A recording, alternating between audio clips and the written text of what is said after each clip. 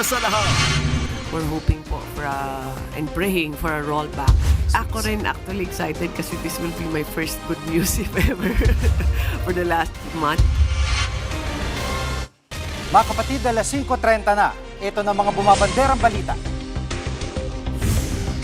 Pakana ni VP Sara, Congresswoman Gloria Arroyo papalitan daw si Speaker Bogie D. Manipis ang supply, Energy Secretary Garin hindi komportable sa limitadong supply ng LPG sa bansa. Warning ni Trump, hindi pa nagtatagal matapos i-anunsyo ang tigil putukan, US President Donald Trump may pasaring na naman sa Iran.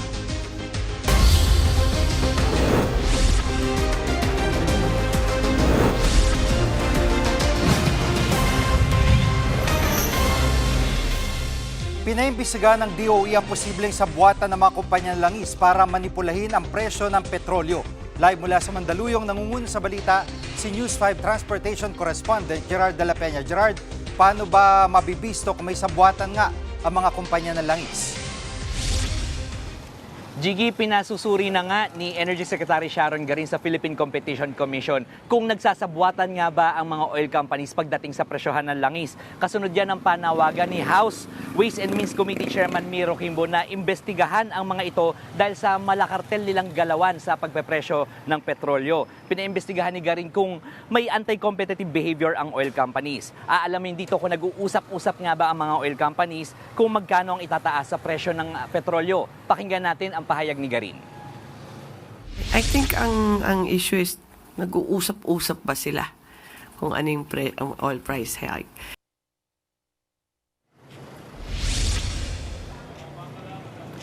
Gigi, ipapatawag din ng Legislative Energy Action Development Council sa Kamara ang oil companies para ipaliwanag kung bakit tila iisa ang galaw nila sa presyo. Yan ay kahit deregulated ang oil industry o hindi kontrolado ng pamahalaan yung presyohan ng langis. Sabi rin mismo ni DepDev Secretary Arsenio Balisacan na by the way ay dati ring chairman ng Philippine Competition Commission, kapag kaunti ang player sa merkado katulad ng industriya ng langis, parang mas prone ang mga ito o mas malaki yung chance ang magkopyahan ang mga ito pagdating sa presyo. Yan daw ang dapat silipin ng PCC. At Gigi, kahit may oil deregulation law, hindi ibig sabihin nito na hindi nababantayan ng pamahalaan yung presyo at yung posibleng pang-aabuso ng mga kumpanya pagdating nga dito sa presyo. Sa ilalim nga ng batas na yan ay inaatasan pa rin ang mga oil companies na pigilan ang cartel, monopolization at ang unfair practices. Gigi. At Gerard, ngayong bumaba na ang presyo ng per barrel ng crudo, ay may aasahan ba talaga tayong rollback? Gigi, ang sabi ng DOE, posibleng magkaroon ng rollback sa presyo ng langis sa susunod na linggo kung pagbabasehan yung first 4 days o yung trading days natin between noong Monday at saka yung kahapon. Sa Sabado magkakaalaman o bukas magkakaalaman kung magkano nga ba yung rollback ng presyo ng langis. Pakinggan natin ang pahayag ni Garin. We're hoping po for and praying for a rollback. Ako rin actually excited kasi this will be my first good news if ever for the last month. Pero Gigi, as we speak, batay sa mga industry sources natin, posible magkaroon ng rollback na 5 pesos and 50 centavos hanggang 6 pesos and 50 centavos sa kada litro ng diesel o wala namang galaw o hanggang pisong rollback naman sa presyo ng gasolina. At yun ang pinakahuling nakita nating datos sa ngayon, Gigi. At Gerard, pagdating sa LPG, kung di ako nagkakamali, tumaas na rin ito ng halaga, di ba? At pagdating sa supply nito ay anong update? Gigi, ang sabi ng DOE, wala namang shortage. Kaya lang, ang problema ay parang hindi ganoon karami yung backup natin o yung stock natin nitong LPG. Sa ngayon daw kasi, nasa 32 days ang inventaryo natin. Ang problema kasi dito, Gigi, tumigil na mag-export yung mga producer nitong LPG. Pero sa ngayon naman daw, nakahanap na ng ibang mapagkukunan ng supply ang DOE. Sa ngayon ay naglalaro sa 1,100 hanggang 1,500 pesos ang presyohan ng LPG. Once a month lang o tuwing sa unang bahagi lang ng buwan ang pagbabago sa presyo ng LPG. Yan muna ang latest. Balik sa'yo, Gigi. Yan ang ulat ni Gerard de la Peña live mula sa Mandaluyong. Maugong na may niluluto manong kudeta sa Kamara pero tingin ng ilang kongresista, panggulo lang ito sa impeachment laban kay Vice President Sara Duterte. Live mula sa Batasang Pambansa, nangunguna sa balita si News 5 House Correspondent Marian Enriquez. Marian, nababanggit ang pangalan ni Congresswoman Gloria Macapagal Arroyo na posible pumalit kay Speaker Bogie D. Ano ang reaksyon dito ng dating Pangulo? Jiggy, pinabulaanan nga ni Pampanga 2nd District Representative Gloria Macapagal Arroyo itong bali-balitang may recruitment efforts umano para palitan si House Speaker Bogie D. Doon sa mga naglabasan pong ulat, nabanggit na si Vice President Sara Duterte umano yung nagtutulak nga kay Arroyo para pumalit kay D. Pero umabot lang daw sa 30 kongresista yung sumuporta rito. Malayo po doon sa kailangang numero na 106 na po o 160. At kung babalikan lang natin, Jiggy, si VP Sara rin yung sinasabing nasa likod ng pagkakaluklok ni Arroyo bilang House Speaker kapalit ni dating Congressman Pantaleon Alvarez noong 2018. At sa isang pahayag, Jiggy, mariing itinanggi ni Arroyo na may planong patalsikin si House Speaker D. Buo raw ang kanyang tiwala at suporta sa liderato ni D. Jiggy. At kung si Vice President Sara Duterte ang tinuturo na sinasabi may pakanan tong umano'y kudeta sa Kamara, ay ano ba posibleng interest niya rito? Jiggy, una sa lahat, sinusubukan pa muna natin kunin yung panig ni Vice President Sara Duterte pero hindi pa rin siya sumasagot hanggang sa mga oras po na ito. At tungkol dun sa tanong mo, Jiggy, alam naman po natin na yung Kamara ang may kapangyarihan at mandato bilang lower chamber of the Congress na mag-initiate at mag-impeach sa isang opisyal. Ito po yung dumidinig ngayon doon sa mga impeachment complaints laban kay VP Sara. Yung Kamara ang magdedesisyon kung may sapat na basihan para umusad pa po itong mga reklamo. Pagbobotohan ito sa plenaryo at kung makakuha ng numero, mai-impeach si VP Sara. At may aakyat po sa Senado na siyang tatayong impeachment court. Bukod nga po doon sa usapin ng impeachment, usapin din ito ng political capital. Kung makukuha kasi ni VP Sara yung Kamara, malaking kawalan ito sa political capital ng administrasyon ni Pangulong Bongbong Marcos. Jiggy. At Marian, ano ang sabi ng liderato ng Kamara tungkol sa umuugong na kudeta na ito? Jiggy, wala pang pahayag itong si House Speaker D dito sa isyong ito pero pinabulaanan ng ilang kongresista yung napababalitang kudeta. Ayon po kay House Committee on Public Accounts Chairperson Terry Ridon, maaaring pakanalang daw ito ng mga kaalyado ni VP Sara. Magsisimula na raw kasi yung aniyay bloodbath sa impeachment hearing sa April 14 at dagdag po ni Ridon nakapagtataka na lumutang itong usapin ng umano'y kudeta habang naka-long break ang Kongreso. Kung meron daw kasing gustong magkudeta, sa unang linggo raw ng sesyon ito dapat gawin kung kailan pwedeng magbotohan para nga mapalitan ang House Speaker. Pakinggan po natin itong pahayag ni Congressman Ridon. Tingin ko palipad hangin lang yun. Lalo't higit paparating na ho yung impeachment hearings. Parating na ho tayo sa exciting part, mga kaibigan. Pag lagi po nga meron talks of a coup, lagi pong merong talks, for example, challenging the health of the president, no? Parang ano ho ito panggulo po ito doon sa pag-iisip din po ng mga House members.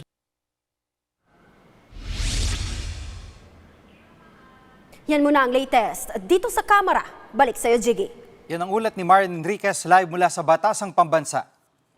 Susunod, singil sa kuryente, tataas na naman ngayong buwan. At ceasefire ng Amerika at Israel at Iran nanganganib na pumalya. Diyan lang kayo mga kapatid, dapat una sa lahat.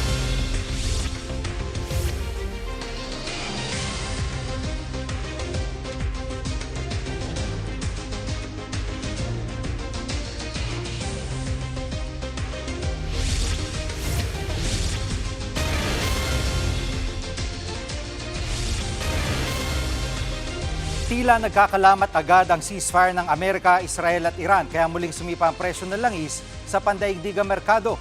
Live mula sa Pasay City, nangunguna sa balita si Raynel Pawid. Raynel, matuloy kaya nakatakdang peace talks ang Amerika at Iran bukas? Jiggy, palaisipan pa rin nga kung matutuloy ang pag-uusap na yan ng US at ng Iran doon naman sa Pakistan. Dahil nga itong ceasefire na ito ay ang tinitignan din na makapagbibigay nga ng long-term solution o pangmatagalang solusyon o para matuldukan na rin itong nangyayaring gera. Pero dito nga sa nakalipas na pagbibigay ng ceasefire ay sinabi nitong US na parang hindi raw sumusunod itong Iran doon nga sa napagkasunduan dahil hanggang sa ngayon ay hirap pa rin o hindi pa rin maluwag yung daanan nga dito sa Strait of Hormuz na daanan din ng 20% ng global oil supply.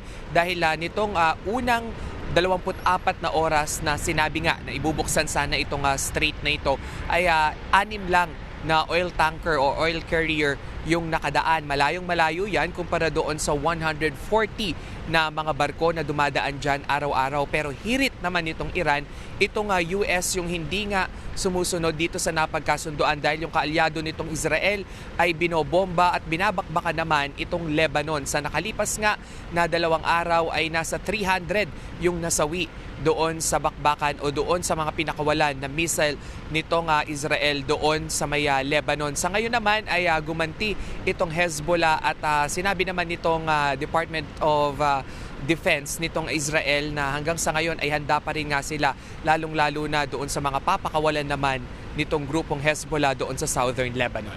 Chigi. At yun nga, kung hindi pa sigurado yung peace talks, no? Kanina lang sa sinasabi ni Secretary Garin yung posibilidad ng rollback. So ngayon anong epekto naman itong update na ito sa presyuhan sa world market? Jiggy, sa kahapon nasa $97 lang yung per barrel nga ng crudo sa world market. Pero dahil nga dito ay dahil nga doon sa nangyayari na naman na tila lamat doon nga sa ceasefire ay umakyat na ito sa $99.92 kada barrel. So nakikita natin na yung trajectory nga nung presyuhan ay nakadepende pa rin doon sa sigalot dahil nga nung sinimulan yung ceasefire ay bumaba. Pero nito nga nagtuloy-tuloy na naman itong girian nga sa pagitan ng US at ng Iran at ng Israel ay tuloy-tuloy na naman yung pagsipa nga ng presyo ng crudo sa world market. Jiggy. At Rainiel, dun sa nangyaring pag-atake ng Israel sa Lebanon ay kumusta yung mga kababayan natin doon? Jiggy, nakakuha tayo ng kumpirmasyon ngayon kay Migrant Workers Secretary Hans Kakdak na ligtas yung lahat ng mga Pilipino na nandoon sa Lebanon. Pero isa sa kanilang minomonitor ngayon ay yung kaibahan nitong pag-atake nga ito ng Israel dahil nung mga nakakalipas na mga pag-atake ay southern Lebanon yung binabakbakan nitong Israel. Pero sa ngayon maging yung central Beirut ay binabakbakan na rin. At nakakuha rin tayo ng confirmation naman mula sa Philippine Embassy natin doon na nasa 300 sa ngayon yung nag-signify na gusto ngang magpa-repatriate o umuwi ng bansa. Pero in totality, nasa 11,000 yung mga kababayan natin na nandoon sa Lebanon. Jiggy. Yan ang ulat ni Rainiel Pawid live mula sa Pasay City. Matapos ang taas singil nung isang buwan, muling tataas ang singil ng Meralco ngayong Abril. Live mula sa TV5 Media Center, nangungunan sa balita si mobile journalist Amy Atienza. Amy, magkano ang taas singil sa kuryente? Jiggy, nasa 53 centavos kada kilowatt hour ang taas singil sa kuryente ngayong Abril ayon sa Meralco. Katumbas yan ng 14 pesos and 35 centavos para sa karaniwang pamilyang Pinoy. Kung kukonsumo ka ng 200 kilowatt hour ay papatak sa 107 pesos ang magiging dagdag sa iyong electric bill. Jiggy. At anong dahilan sa pagtaas ng singil sa kuryente, Amy? Jiggy, tumaas din kasi yung generation charges o yung gastos para nga sa produksyon ng kuryente. Naging malaking factor din dito yung pagbaba ng value ng peso pagdating nga dito sa ating merkado. At kung makikita at kung tutuusin daw Jiggy, ayon sa Meralco, ay hindi pa ganoong kalaki ang nagiging epekto nito dahil wala pa dito yung mismong epekto ng tensyon sa Middle East. Pero sa Mayo raw ay sinasabing mararamdaman na rin natin ang pagtaas nga ng presyo sa kuryente dahil na rin sa krisis sa Middle East. Narito nga ang pahayag ng Meralco tungkol dyan.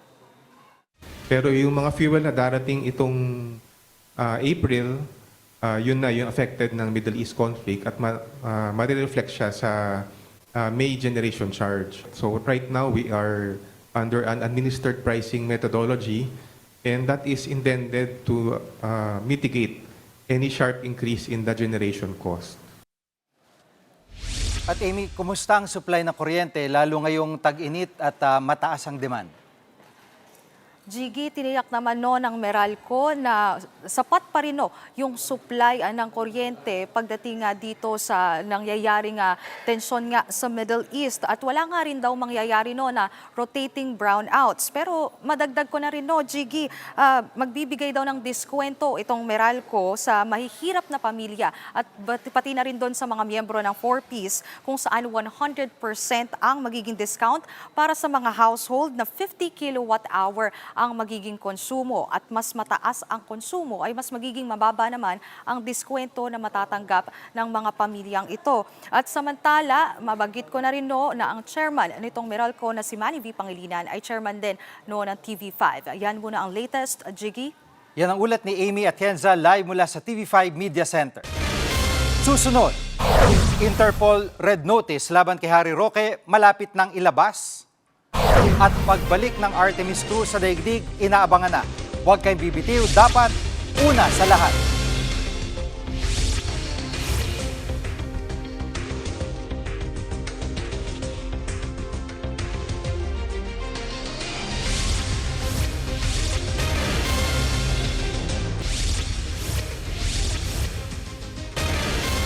Simula sa susunod na linggo, kukontratahin na ng gobyerno mga tsuper bilang tulong sa gitna ng krisis sa langis. Ano ba ang panuntunan para rito? Nangunguna sa balita si Gerard de la Peña. Jiggy, tuloy na yung pagpapatupad ng service contracting program ng pamahalaan at magsisimula yan sa April 15. Kasama dito yung mga bus, mga modern PUV, traditional jeepney at mga UV Express na bumabiyahe sa mahigit 800 ruta sa buong bansa. Bukas ilalabas ng LTFRB yung mga eksaktong ruta na kasali sa programang ito. Priority dito yung mga feeder route o yung mga ruta na dumadaan sa mga linya ng tren, sa busway at pati na rin sa iba't ibang mga transport hubs.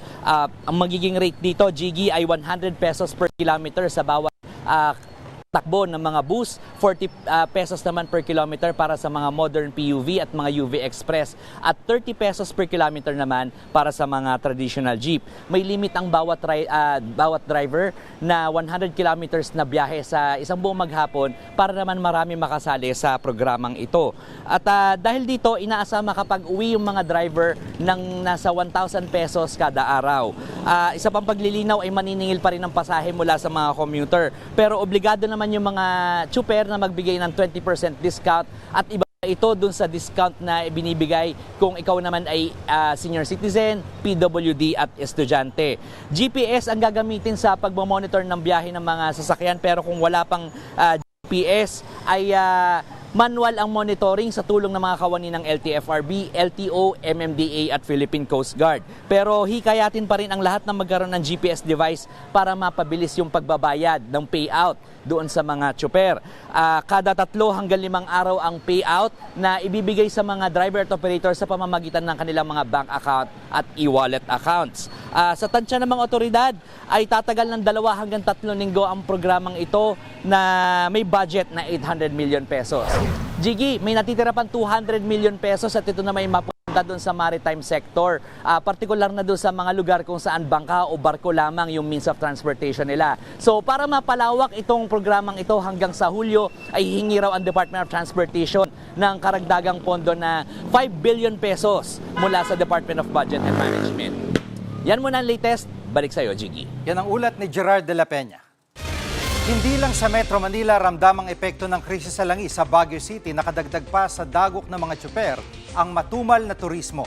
Live mula sa Baguio City, nangunguna sa balita si Gio Robles. Gio, anong ginagawa ng lokal na pamahalaan para matulungan ang mga tsuper? Jiggy, nagdeklara ng state of calamity ang pamahalaang lungsod ng Baguio. Yan ay para magamit ang Quick Response Fund para sa mga apektadong sektor. Ayon sa Baguio LGU, nasa 1.5% ng 3.5 billion pesos na total budget ng lungsod ang kanilang QRF o Emergency Fund. Ngayon, saan mapupunta ito? Bahagi nito ay gagamitin para sa mga tsuper. Kokontratahin ng LGU ang mga jeep na bumiyahe sa mga mga oras na kulang ng masasakyan ang mga pasahero between 6 p.m. hanggang 11 ng gabi. Alam mo, Jiggy, kapalit niyan ay subsidy o tulong pinansyal at sa oras na ito matumal yung turismo dito sa Baguio at pinaka-apektado nga dyan ang mga public utility vehicle ang kanilang kinikita na pupunta na lang daw sa krudo. Problemado ang mga driver naman ng mga modern jeep dahil nga sa sobrang mahal nila ng kanilang mga amortization para sa kanilang unit. Hindi nila alam kung paano mabayaran yan buwan-buwan na umaabot sa 40,000 pesos. Narito ang pahayag ng nakausap natin na tsuper. Kumunti na rin sir kasi dati-dati kung minsan yung pasukan ng mga estudyante sumasabay sila pero ngayon parang wala na rin kaya malaking na rin yung pagkawalan ng mga turista. Yun pa ang dagdag pasahero namin.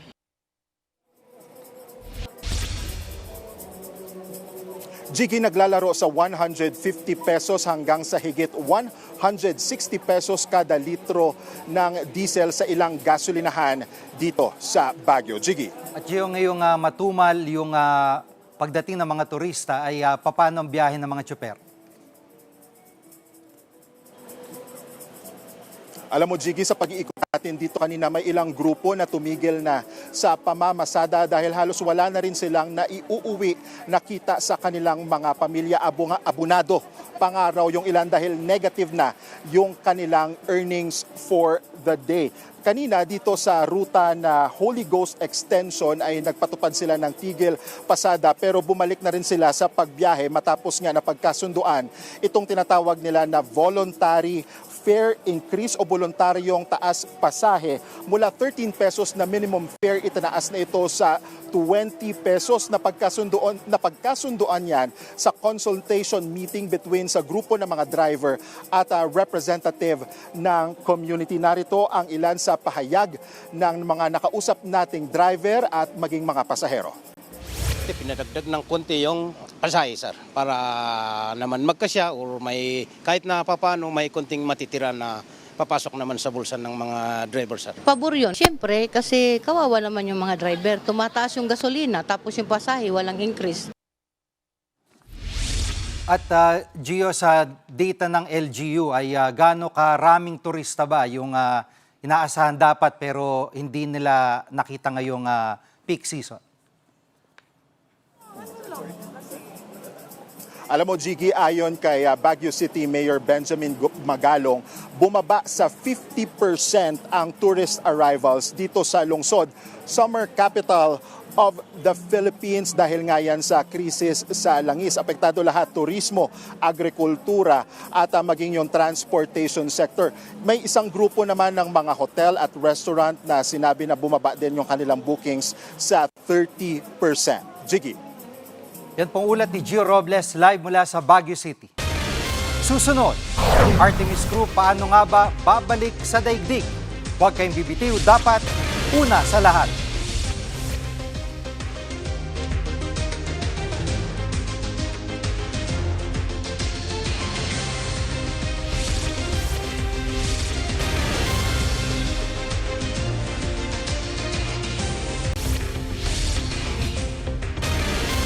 Malapit nang ilabas ng Interpol ang Red Notice laban kay Attorney Harry Roque ayon kay DILG Secretary John Vic Remulla sa programang StoryCon ng One News. Tinawagan niya si Roque para ipaalam ito sa kanya. Kapag lumabas ang Red Notice, mismong si Remulla raw ang pupunta kay Roque sa Vienna, Austria para arestuhin ang dating presidential spokesman. Pinapadala ng Interpol ang Red Notice sa mga bansang miyembro nito para hanapin at arestuhin ang isang wanted. Dito sa Tarlac. Sa Tarlac siya ilalagay. Doon yung kaso niya, yung human trafficking. Kay Alice Go. Yung di ba doon pinadala yung si Mr. Supra International? Si Mr. Supranational, oh. Alam mo yun. Let's leave him alone, shall we? I'm sure he's living a peaceful life. Mga kapatid, ngayong tapos na makasaysayang pag-ikot ng Artemis II sa paligid ng buwan, paano ba sila babalik sa daigdig? Peligrosong tinatawag na re-entry o pagbabalik ng mga astronaut sa ating mundo.